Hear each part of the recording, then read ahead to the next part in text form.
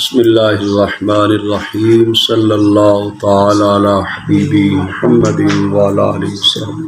حضرت سیدنا امام بخاری صاحب رحمۃ اللہ تعالی علیہ نے باب قائم فرمایا، باب اقبال المحیض و ادبار، حیض کا آنا اور جانا، یعنی حیض کا آغاز ہونا اور حیض کا اختتام ہونا۔ اس حوالے سے حضرت امام بخاری صاحب رحمۃ اللہ علیہ نے یہ باب قائم فرمایا، اور اس ترجمۃ الباب میں یہ بھی فرمایا وَكُنَّ نِسَاء يَبْعَثْنَ إِلَىٰ عَائِشَةَ رضی اللہ تعالی عنہ بِالدُّرْجَةِ فِيهَا الْكُرْسُفُ وَفِيهِ السُّفْرَةُ، کہ خواتین اسلام حضرت ام المؤمنین سیدہ عائشہ صدیقہ رضی اللہ عنہا کے پاس درجہ یعنی ڈبیا بھیجا کرتی تھی، جس کے اندر روئی ہوتی، اس میں زردی ہوتی، اس میں یہ روئی جو خواتین ماہواری کے ایام میں استعمال کرتی، وہ ایک ڈبیا میں رکھ کر ام المؤمنین عائشہ صدیقہ رضی اللہ عنہا کے پاس بھیجا کرتی، تاکہ وہ چیک کر کے بتائیں کہ یہ خون جو ہے یہ حیض کا خون ہے یا حیض کا خون نہیں ہے۔ تو حضرت ام المؤمنین عائشہ صدیقہ رضی اللہ عنہ فرماتی لا تعجلن حتی ترین القصۃ البیضاء ترید بذلک الطہر من الحیض۔ حضرت سیدہ عائشہ صدیقہ رضی اللہ عنہ ان خواتین کو فرماتی کہ وہ جلدی نہ کریں یہاں تک کہ سفیدی کی طرح سفید جو ہے نا نہ دیکھ لیں۔ سمجھ آ رہی ہے؟ مراد اس سے کیا لیتی تھی؟ طہر، ترید بذلک الطہر، مراد اس سے جب تک چونے کی طرح سفیدی نہ دیکھ لیں، جب تک چونے کی طرح سفیدی نہ دیکھ لیں اس وقت تک حیض ہی شمار کریں گی۔ جب وہ بالکل چونے کی طرح سفیدی دیکھ لی، اب گویا کہ وہ حیض کا جو ہے وہ سلسلہ ختم ہو گیا۔ یہ سیدہ عائشہ صدیقہ رضی اللہ تعالی عنہا انہیں فرمایا کرتی۔ ہمارے نزدیک جو فقہائے احناف ہیں، ہمارے نزدیک جو ہے وہ سرخ ہو، کالا ہو، زرد رنگ ہو اور مٹیالہ ہو، گدلا ہو، سبز ہو، کسی بھی رنگ کا خون جو 10 دن کے اندر آئے وہ حیض ہی ہوتا ہے۔ جو خواتین کو 10 دن کے کم از کم 3 دن ہوتا ہے نا، تو زیادہ سے زیادہ 10 دن ہوتا ہے۔ تو جن خواتین کو وہ آئے ان دنوں کے دوران، وہ کسی کلر کا بھی ہو تو وہ کیا ہوتا ہے؟ خون حیض کا شمار ہوتا ہے فقہ حنفی میں۔ سمجھ آ رہی بھائی؟ اور اگر کسی کی عورت کی کوئی عادت ہو، اگر کسی کی کوئی عادت ہے، روٹین ہے، دن مقررہ ہے، وہ پھر اس کے دن مقررہ کے اندر جو آئے وہ کیا ہوگا؟ وہ حیض شمار ہوگا۔ باقی جو ہے وہ بیماری کا جسے استحاضہ کہتے ہیں نا، وہ شمار ہوگا۔ اور شوافے جو ہے وہ کالے رنگ کا جو خون آئے اسے حیض شمار کرتے ہیں۔ ان کے علاوہ دوسرے جو رنگ ہیں ان کی رطوبت ہو تو وہ حیض ان کے نزدیک نہیں ہے۔ وہ جس حدیث پاک کو دلیل بناتے ہیں کہ اس میں آیا فَإِنَّهُ دَمٌ أَسْوَدٌ يُعْرَفُ، دم اسود کا ذکر آیا ہے، کالے رنگ کا خون، تو اس سے مراد یہ ہوتا ہے کہ وہ ہمیشہ نہیں ہوتا، وہ تو بعض خواتین کی اپنی طبیعت، علاقے کا اثر، گرمی علاقے کی حدت، سمجھ آ رہی ہے؟ وہ مخصوص علاقے اور مخصوص خواتین کے لیے ہوتا ہے۔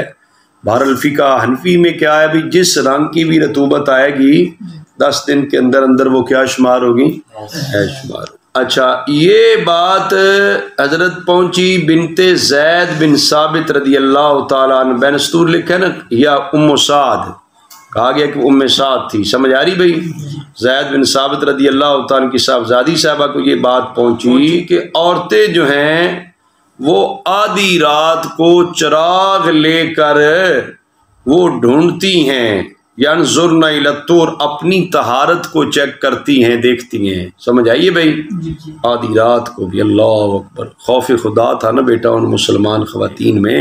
وہ سمجھتی کہ اگر طہر آ گیا، طہارت ہو گئی تو ہمیں نماز بھی پڑھنی ہے، نماز بھی عبادات اور بندگی کا ان کو شوق ہوتا تھا، جس بنیاد پر وہ اتنے تکلف کے ساتھ اپنی طہارت اور اپنی پاکی کا انتظام و اہتمام کرتی تھی۔ تو جب حضرت زید بن ثابت رضی اللہ عنہ کی صاحبزادی صاحبہ کو یہ بات پہنچی تو آپ نے فرمایا ما کان النساء یصنعن ھذا او عابت علیہن، یا یہ فرمایا تھا کہ عورتیں ایسے نہیں کرتی تو یا ان پہ عیب لگایا، انہیں معیوب جانا کہ اتنا تکلف بھی اسلام میں نہیں ہے، اتنا تکلف اسلام میں نہیں۔ ٹھیک ہے، حتی المقدور جو آسانی کے ساتھ چیک ہو جائے، پتہ چل جائے، وہ تو کر لیا کریں، لیکن یہ نہیں ہے کہ آدھی رات تک جو ہے وہ آدھی رات میں اٹھ کے بار بار جو ہے وہ چیک کیا جائے، اتنا تکلف نہیں، اتنا ہاں یہ حرج بنتا ہے نا، یہ کیا بنتا ہے؟ شریعت میں جو آسانی ہے اس کو بھی لیا جائے۔ تو اس میں انہوں نے فرما دیا کہ ایسے نہ کریں، ایسے اور اس ترجمہ الباب کے تحت جو حدیث پاک لے کر آئے ہیں وہ حضرت ام المؤمنین عائشہ صدیقہ رضی اللہ عنہا سے ہے۔ آپ فرماتی ہیں کہ حضرت فاطمہ بنت ابی حبیش رضی اللہ تعالی عنہا جو تھی نا، وہ مستحاضہ تھی، وہ ہاں استحاضہ کا خون۔ انہوں نے نبی پاک صلی اللہ علیہ وسلم سے جب یہ مسئلہ پوچھا تو آپ صلی اللہ علیہ وسلم نے فرمایا ذالک عرق، یہ کیا ہے؟ یہ رگ کا خون ہے، ولیست بالحیضہ، یہ حیض نہیں ہے۔ فاذا اقبلت الحیضہ، تو جب حیض آ جائے، فدعی الصلاۃ، تو نماز چھوڑ دیں، فاذا ادبرت، جب چلا جائے، فاغتسلی، غسل کر لے، وصلی، اور نماز حیض کا آغاز اور اختتام کی سمجھ آ گئی ہے؟ مسئلہ اس کے ساتھ وابستہ ہے نا، جب حیض شروع ہو جائے تو نماز نہیں ہے، جب حیض ختم ہو جائے تو غسل کر کے نماز پڑھنی ہے۔ اور اس سے یہ بھی پتہ چلا کہ جو پھر بیماری کا خون ہے استحاضہ کا، جو ایام ماواری نہیں بنتے، سمجھ آ رہی ہے بھائی؟ ہاں، وہ حیض کا خون شمار نہیں ہوتا، وہ جو خون ہے اس میں نماز وغیرہ پڑھنی۔ حضرت امام بخاری صاحب رحمۃ اللہ علیہ نے باب قائم فرمایا، باب لا تقضی الحائض الصلاۃ، حیضہ جو عورت ہے نماز نہ پڑھے، نماز نہ پڑھے۔ حضرت جابر بن عبداللہ اور ابو سعید خدری رضی اللہ تعالیٰ عنہ، دو صحابی کہتے ہیں کہ نبی پاک صلی اللہ علیہ وسلم سے آپ نے فرمایا تدع الصلاۃ، نماز چھوڑ دے، نماز نماز چھوڑ دے بیٹا، نماز چھوڑ دے، یعنی ان دنوں کی نماز عورت پر نہیں ہے، اسے معاف ہے، بعد میں اس کی قضا بھی نہیں ہے۔ جبکہ روزے کی کیا ہے بھی، روزہ تو چھوڑ دے، ان دنوں میں نہ رکھے، لیکن روزے کی قضا کرے گی۔ اس ترجمہ الباب کے تحت یہ حدیث پاک آئی۔ حضرت معاذہ رضی اللہ تعالی عنہا روایت کرتی ہیں کہ ایک عورت نے سیدہ عائشہ صدیقہ رضی اللہ عنہ سے پوچھا کہ کیا ہم میں سے کسی کی نماز کافی ہے جب وہ پاک ہو جائے، جب وہ تو یعنی اس کو نماز جو ہے کفایت کر جائے گی، ہم میں سے کسی ایک کو نماز کفایت کر جائے گی جب پاک ہوگی۔ حضرت عائشہ صدیقہ رضی اللہ تعالی عنہا نے فرمایا احروریۃ انت، کیا تو حروریہ تو نہیں ہے؟ کیا تو حروریہ تو ہاں، کہ ہم تو نبی پاک صلی اللہ علیہ وآلہ وسلم کے ساتھ حیض کے دنوں میں ہوتی تھی، آپ ہمیں نماز کا حکم نہیں دیتے تھے، یا فرماتی فلا نفعل، ہم تو نہیں پڑھتی تھی۔ وہ حیض میں نماز ہے، حیض کے دنوں میں، حیض کے دنوں میں نماز بھی نہیں ہے، تو حیض کے دنوں میں نماز بعد میں قضا بھی نہیں کرنی، بعد میں ہاں۔ یہ سیدہ عائشہ صدیقہ رضی اللہ عنہ سے سوال کیا گیا نا کہ کیا ہمیں ان دنوں کی نماز کے بارے میں سمجھ آ رہی ہے؟ ہاں، قضا کی جائے یا نہ کی جائے، یعنی حیض سے جب ہم پاک ہوں تو کیا ہم نماز کریں، قضا کریں؟ یہ سوال تھا، حیض سے پاک ہو جائے تو کیا نماز تو آپ نے فرمایا تو حروری تو نہیں ہے۔ حروری کون ہے؟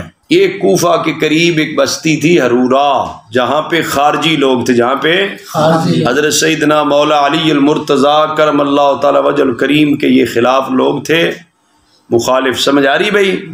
اور یہاں پر جو ہے یہ بڑی ہزاروں کی تعداد میں تقریباً 12,000 کے لگ بھگ لوگ تھے جو حضرت مولا علی رضی اللہ تعالیٰ عنہ کے خلاف کلمہ گو تھے، کلمہ پڑھتے تھے، سمجھ آ رہی ہے بھائی؟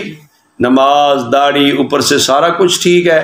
یہ کہتے تھے کہ خواتین حیض کے دنوں کی جو نمازیں قضا ہو گئی ہیں نا، نہیں پڑھیں گی، وہ جب طور آئے گا، حیض ختم ہو جائے گا تو ان دنوں میں وہ نماز پڑھیں گی، سمجھ آ رہی ہے؟ جبکہ مسئلہ کیا ہے، عورتوں کے لیے ان دنوں کی نماز معاف ہے، اس وقت بھی معاف ہے، بعد میں قضا بھی نہیں، بعد میں روزہ جو ہے وہ ان دنوں میں معاف ہوتا ہے عورتوں کو، لیکن بعد میں اس کی قضا، وہ تو سال میں ایک بار ہے نا، لیکن حیض جو ہے وہ تو ہر مہینے میں آتا ہے، لہذا وہ نماز کے معاملے میں تو پھر ہر مہینے میں مطلب ہے، پھر وہ مسئلہ تھا نا اتنے دنوں کا، تو شریعت نے مطلب انہیں یہ چھوٹ دی ہے کہ جو نمازیں رہ جائیں گی قضا، وہ ان کی قضا نہیں ہے، ان کی قضا، وہ حروری لوگ کہتے نہیں جی ان کی بھی قضا کرنی ہے، شدت پسند ہوتے ہیں نا، اور نماز کی تو یہ بڑی سختی کر رہے ہوتے ہیں نا بظاہر، تو وہ لوگ بھی جناب حضرت علی رضی اللہ تعالیٰ عنہ کے مقابلے میں جو خارجی تھے نا، وہ یہ کہتے تھے، ان کو بڑا سمجھایا، کچھ لوگوں کو سمجھ آ بھی گئی، 12 میں سے 2 یا 4 ہزار، باقی پھر بھی تو مطلب 8 ہزار بندہ بھی کوئی تھوڑا بندہ تو نہیں ہے نا، بعد میں 6 ہزار 8 ہزار ان کے ساتھ پھر جنگ کرنا پڑی، سمجھ آ رہی بھائی؟ تو وہ شدت والے تھے نا، تو حضرت عائشہ صدیقہ رضی اللہ عنہ نے فرمایا، عورت نے جب مسئلہ پوچھا نا کہ جب حیض ختم ہو جائے تو کیا ہم نماز قضا کریں گی، تو آپ نے فرمایا تو حروری تو نہیں ہے، حروری ایسی باتیں کرتے ہیں، سمجھ آ رہی؟ پتہ چلا کہ کسی جگہ کی طرف اور کسی جگہ کی طرف کسی فرقے کا جو ہے فرقے کو منسوب کیا جا سکتا ہے نا، جس طرح کے مطلب ہے قادیان کی طرف قادیانی ہے، دیوبند کی طرف دیوبندی ہے، اس طرح کسی فرقے کی طرف جو ہے اس جگہ کی طرف نسبت کی جاتی ہے، تعارف کے لیے، پہچان کے لیے، تو حرورا بستی تھی نا، ان کی طرف نسبت کر کے کہا گیا کہ مطلب ہے کیا تو حروریہ تو نہیں ہے؟ تو آگے مسئلہ کیا بیان کر دیا اما عائشہ صدیقہ رضی اللہ عنہ نے؟ آپ فرماتی ہم تو ایسے نہیں کرتی تھی، ہم تو ایسے نہ ہی ہمیں اس بات کا حکم تھا، نہ ہی ہم ایسے کرتی تھی، نہ، سمجھ آ رہی ہے؟ اگلا باب ہے باب النوم مع الحیض وفی ثیابہا، بھائی حیض کے ساتھ اپنے کپڑے پہنے ہوئے عورت نے، حیض والے تو کیا سو سکتی ہے؟ سمجھ آ رہی ہے؟ یا شوہر کے ساتھ سو سکتی ہے، شوہر اس کے ساتھ سو سکتا ہے، تو اس حالت میں کیا حکم ہے؟ حضرت ام سلمہ رضی اللہ تعالی عنہ روایت کرتی ہیں کہ مجھے حیض آ گیا، ام المؤمنین ہے نا، فرماتی ہیں میں نبی پاک صلی اللہ علیہ وسلم کے ساتھ کمبل میں تھی، فی الخمیلہ، چادر بڑی میں کمبل میں، فرماتی ہیں جب مجھے حیض آیا تو فن سلل، تو میں چپکے سے نکل گئی، فن سلل تو کیا ترجمہ ہے بھائی؟ چپکے سے نکل گئی، میں نکل کے آئی آقا حضور علیہ السلام سے، تو میں نے اپنا حیض والا جو مخصوص لباس ہوتا ہے وہ پہن لیا، تو رسول اللہ صلی اللہ علیہ وسلم نے مجھ سے پوچھا کیا حیض تو نہیں آ گیا؟ میں نے کہا جی ہاں، آپ نے مجھے بلایا، اپنے ساتھ اپنے کمبل میں داخل فرمایا، اس سے پتہ چلتا ہے نا کہ ایسی حالت میں شوہر کے ساتھ کمبل میں لیٹ سکتی ہے، سو سکتی ہے۔ اور یہ بھی فرماتی ہیں کہ مجھے یہ حدیث بیان کی گئی کہ نبی پاک صلی اللہ علیہ وآلہ وسلم، حضرت ام سلمہ فرماتی ہیں کہ آقا حضور علیہ السلام ان کے ساتھ لیٹ بھی لیتے تھے، حالت روزہ میں جو ہوتے تو آقا حضور علیہ السلام کو بوسہ بھی لے لیتے، اور فرماتی ہیں میں اور نبی پاک صلی اللہ علیہ وسلم جنابت کا غسل ایک ہی برتن سے کر لیتے تھے، ایک ہی برتن سے، تو یہ پھر یہ ہے کہ جس کو روزے کی حالت میں پورا کنٹرول اور قابو ہو اپنے اوپر، لیکن یہ نبی پاک صلی اللہ علیہ وآلہ وسلم کی ذات گرامی جنہیں اللہ نے اتنا کنٹرول اور قابو دیا، تو وہ پھر اپنی بیوی کے ساتھ اگر ایسے کرتا ہے تو اس کے ساتھ کوئی فرق ہے؟ باقی لوگوں کے لیے بیٹا مکروہ ایسے کرنا کیا ہے؟ مکروہ ہے، چونکہ خدشہ ہوتا ہے نا آگے روزہ کے فاسد ہونے کا، اس وجہ سے مکروہ ہے۔ اگلا باب قائم کیا امام بخاری صاحب رحمۃ اللہ علیہ نے، باب من اتخذ ثیاب الحید سوا ثیاب الطہر، جو ہے نا وہ حیض کے کپڑے لے طہر کے کپڑوں کے سوا، طہر کے کپڑوں کے یعنی کوئی حیض والا الگ لباس رکھا ہو تو وہ پہن لے، خواتین پہن لے، ٹھیک ہے بھی ان کا معاملہ ہے یہ۔ حضرت ام سلمہ رضی اللہ تعالیٰ عنہ فرماتی ہیں میں نبی پاک صلی اللہ علیہ وسلم کے ساتھ لیٹی تھی کمبل میں، مجھے حیض آ گیا تو میں چپکے سے کی، میں اپنا حیض والا لباس لیا، بس یہ بات پیچھے بھی بیان ہوگی نا حدیث پاک میں، حیض والے کپڑے پہن لیے، تو یہ فرماتی ہیں کہ حضور نے پوچھ لیا کہ آپ کو حیض ہے؟ میں نے کہا جی ہاں، تو آپ نے مجھے بلایا اور اپنے ساتھ کمبل میں لٹا لیا۔ یہ پڑھ چکے ہیں آپ ابھی 2 بار حدیث پاک۔ اگلا باب باب شہود الحائض العیدین ودعوت المسلمین ویعتزلن المصلی، کہ حیضہ خواتین جو ہیں وہ عیدین میں بھی حاضر ہوں، مسلمانوں کی دعا میں بھی حاضر ہوں، اور عیدگاہ سے دور رہیں، عیدگاہ سے دور رہیں۔ یا تزلنا مطلب الگ بیٹھیں، جدا بیٹھے، کیا عیدگاہ سے ہاں جدا بیٹھے. ظاہر نماز تو وہ نہیں نہ پڑھ سکتی، کیا حیض میں پڑھ سکتی ہے؟ نہیں پڑھ سکتی نا، اس حیض میں نہیں پڑھ سکتی، لیکن کیا ہے وہ حاضر ہو سکتی ہے کہ نہیں ہو سکتی، اور دعا میں شریک ہو جائے گی. زمانہ نبوی کی بات ہے نا بیٹا، زمانہ نبوی میں تو جاتی تھی خواتین، وہ تو مبارک زمانہ تھا، فتنے سے خالی تھا. آج تو پھر فتن دور ہے نا، تو آج اس وجہ سے اجازت نہیں ہے. ویسے مسلمان خواتین جاتی تھی، سمجھ آ رہی بھی عہد نبوی میں، تو وہ جو ایسی خواتین ہوتی جو ایام ماواری اور مخصوص ایام میں ہوتی، وہ بھی چلی جاتی تھی کہ چلے نماز تو نہیں پڑھ سکیں گی لیکن دعا میں شرکت ہو جائے گی. لکھا ہے عمدۃ القاری شرح صحیح بخاری میں، رجاء برکت المشہد الکریم، جو مجمع وہاں پہ جمع ہے نا مسلمانوں کا اجتماع، اس کی برکت کی امید سے جاتی تھی، دعا کرتی، دعا پر آمین کہتی تھی. سمجھ آ رہی ہے؟ نماز نہیں پڑھ سکتی تھی. تو یہ فرماتے ہیں کہ وہ جائے اور اس طرح وہ مطلب الگ بیٹھ کے صرف دعا میں شامل ہو. حضرت حفصہ رضی اللہ تعالی عنہا فرماتی ہیں ہم کمواری عورتیں غیر شادی شدہ ان کو روکتی تھی نکلنے سے عیدین میں. کیا کرتی تھی ہم؟ ہاں. فرماتی ہیں ایک عورت آئی تو وہ قصر بنی خلف میں بصرہ میں ٹھہری نا، سمجھ آ رہی بھی، رہائش پذیر ہوئی. اس نے حدیث یہ بیان کی اپنی ہمشیرہ سے. اس نے عورت نے کیا حدیث بیان کی بھائی؟ کس سے؟ اپنے ہمشیرہ سے. تو جس حدیث ہمشیرہ سے حدیث بیان کی نا، اس کے شوہر جو تھے وہ نبی پاک صلی اللہ علیہ وسلم کے ساتھ 12 غزوات میں شریک ہوئے تھے. اور وہ حدیث بیان کرنے والی فرماتی ہیں کہ میری بہن نے مجھے حدیث بیان کی ہے، تو میری بہن جو تھی وہ 6 غزوات میں وہ بھی شامل تھی. 6 غزوات میں ظاہر ہے میری بہن کے شوہر جو میرے بہنوئی ہیں وہ 12 غزوات میں نبی پاک صلی اللہ علیہ وسلم کے ساتھ شامل تھے. تو ان 12 میں سے 6 میں ساتھ ان کی زوجہ محترمہ بھی تھی. 6 میں ہاں بیٹا غزوات میں جانا بڑی سعادت تھی. پھر نبی پاک صلی اللہ علیہ وسلم کی معیت میں اور دین کے غلبہ کے لیے قربانی دینا جانا. تو مسلمان خواتین بھی جاتی تھی، مریضوں کی تیمارداری اور یا مریضوں کے دیکھ بھال کرتی، باقی کچھ معاملات کو دیکھ لیتی تھی. سمجھ آ رہی ہے؟ وہ 6 غزوات میں وہ خاتون بھی گئی ہے جو حدیث بیان کر رہی ہے، اس کی ہمشیرہ کہ وہ یہ فرماتی ہیں کہ ہم زخمیوں کا علاج معالجہ کرتی، بیماروں کی تیمارداری دیکھ بھال کرتی تھی.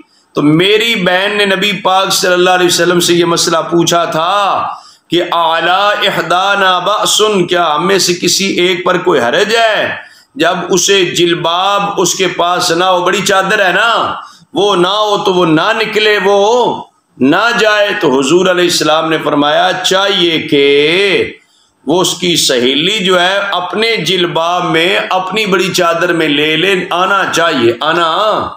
بیٹا اس ٹائم خواتین کا جانا ٹھیک تھا نا، فتنہ کا زمانہ نہیں تھا تو ٹھیک تھا نا.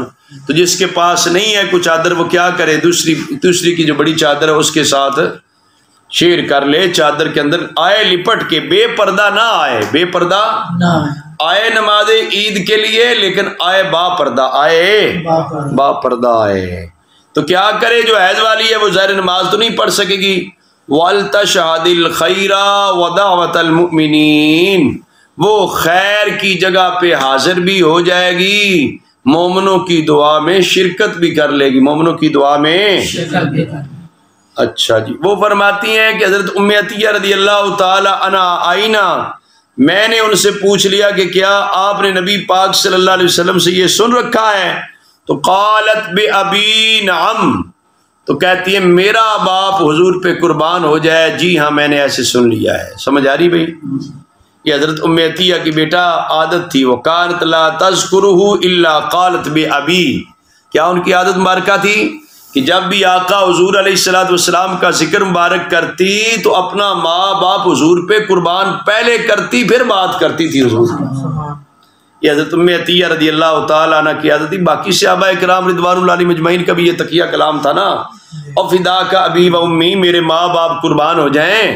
تو یہ حضرت ام عطیہ رضی اللہ عنہ جب بھی حضور کی بات کرنے لگتی، حضور کے ساتھ بات کرنے پہلے اپنے ماں باپ قربان کرتی. کتنے صحابہ کرام فداکارانہ جذبے والے تھے، کتنی اعلیٰ شان والے تھے کہ آقا حضور پہ تن من دھن سب کچھ قربان کر دیتے۔ تو یہ پہلے قربان کرتی، ان کا تقیہ کلام یہ تھا، صحیح بخاری کے متن میں آ گیا نا، وَكَانَتْ لَا تَذْكُرُهُ إِلَّا قَالَتْ بِأَبِي، وہ کیا کرتی تھی بھائی، جب بھی نام مبارک لیتی، ذکر مبارک کرتی تو اپنا باپ پہلے قربان کرتی۔ تب بھی تو اعلیٰ حضرت امام شاہ احمد رضا بریلوی رحمۃ اللہ علیہ نے فرمایا ہے نا، کروں تیرے نام پہ جاں فدا، نہ بس ایک جہاں دو جہاں فدا، دو جہاں سے بھی نہیں جی برا، کروں کیا کروڑوں جہاں نہیں، کروں کیا کتنی حسرت میں کہا کہ آقا حضور یہ تو ایک جہان ہے، دو جہان ہے، یہ تو میں قربان کرتا ہوں،